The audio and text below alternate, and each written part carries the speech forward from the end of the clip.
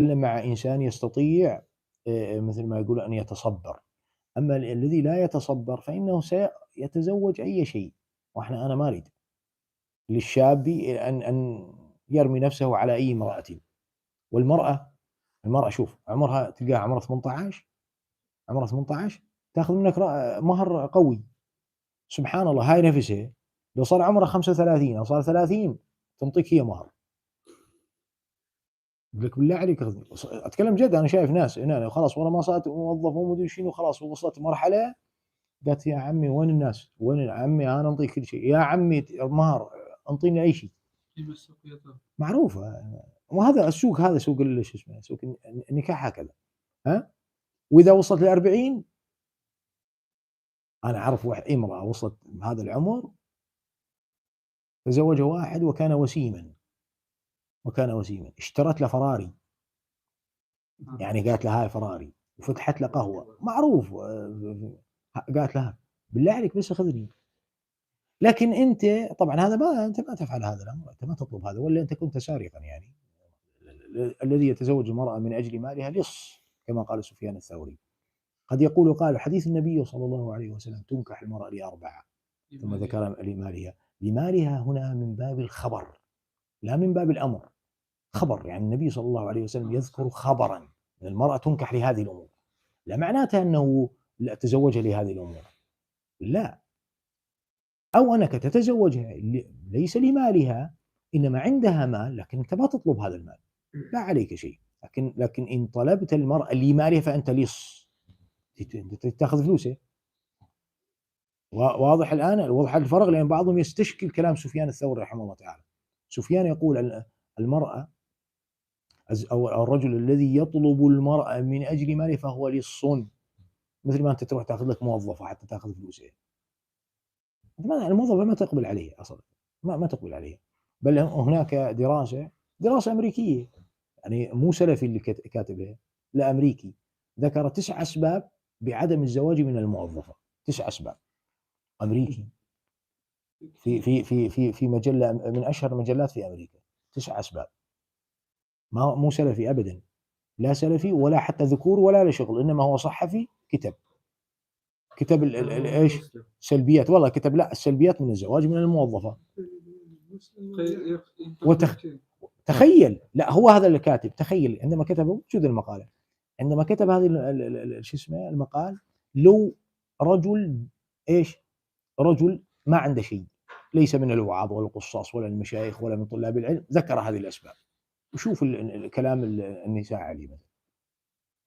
بينما هو الطرح هذا يا أخوان، الطرح لا يحتاج تشنجًا، يعني أنت تقول أنا ما أريد أتزوج موظفة، أنا طالب يا رجل، أو أنا أقول للرجال، أنا أقول للرجال لا تتزوجوا بموظفة، تمام؟ رجل لرجل، ما علاقة المرأة في هذا الأمر أنه إيش؟ ما علاقة الأمر، لأن هذا كسر سوق إيش؟ الموظفات. هكذا تفهم. يعني حتى شفتوا المقطع الأخير، تدري حضرت كم؟ حضرت أكثر من 40 تعليق، حضرت ومسحت، اللي هو عندما تكلمت المعيار مهم جدًا، معيار مهم جدًا في شكل المرأة، ما ذكرت إلا خيرًا هنا، فقلت إذا نظرت إليها سرتك، المرأة إذا نظرت إليها سرتك أقبل عليها وتزوج بها، هل هناك غلط في ذلك؟ أبدًا. هل هذا يحتاج تشنجًا؟ أبدًا، أمر طبيعي. أنا مُقبل على امرأة، فإن رأيت إيش، خيرًا منها سرّتني راح أقبل وأتزوج، بعد مع المعايير الأخرى الدين والخلق إلى آخره من هذه الأمور. تعليقات شنو؟ إمم، شوف النموذج، طبعًا راح أذكر لكم السبب، النموذج طيب والمرأة إذا أقبل عليها رجل، هذا أمر آخر، هل أحد جبر المرأة على رجل قبيح؟ المرأة يا أخي تضع المعايير اللي تريدها، إن شاءت قبلت وإن شاءت رفض لها ذلك، ما في شيء إجباري، ما في شيء إجباري. لكن لماذا النساء في التعليقات قالوا الجمال نسبي؟ يعني ليش النساء عندما قلت له المعيار مهم بارك الله فيك، إذا رأيت منها سرتك الحمد لله حتى لا تظلم المرأة. ها؟ فقالوا كله الجمال نسبي، الجمال نسبي، فالذي يعجبه الجمال نسبي. هذا مو صحيح الكلام. لكن لماذا النساء تقول هذا الكلام؟ لأن أقوى تهديد اجتماعي، نعم، الجمال عند النساء، بل هذا مؤثر جدا على النساء. فعندما تقول أنت لا تتزوج من القبيحة مثلا، ما تتزوج من القبيحة، وطبيعي أنت ما راح تقبل على القبيحة، يعني طبيعي جدا، وهذا معروف يعني عقلا وعادة وشرعا، ما تأخذ قبيحة. يقول لك طيب، يطلع لي بعض الرجال، بعض الرجال، ها، النساء طبيعي تقول له طيب والقبيحة من لها؟ يعني هل خلقت في هذه الدنيا يعني؟ انت ودك انت وراها ايش تسوي؟ تنحب يعني. هذا الكلام العاطفي. والله اتكلم، قال له طيب وهل هذه المرأة ليس لها نصيب وما ادري ايش؟ طيب سؤال، ما في حرج.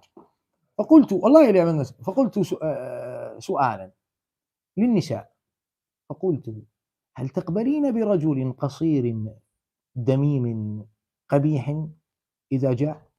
تقبلين به؟ هذا السؤال مطروح. أنت إذا جيتني وقلت لي النساء القبيحات من يتزوجهن؟ السؤال كذلك مطروح.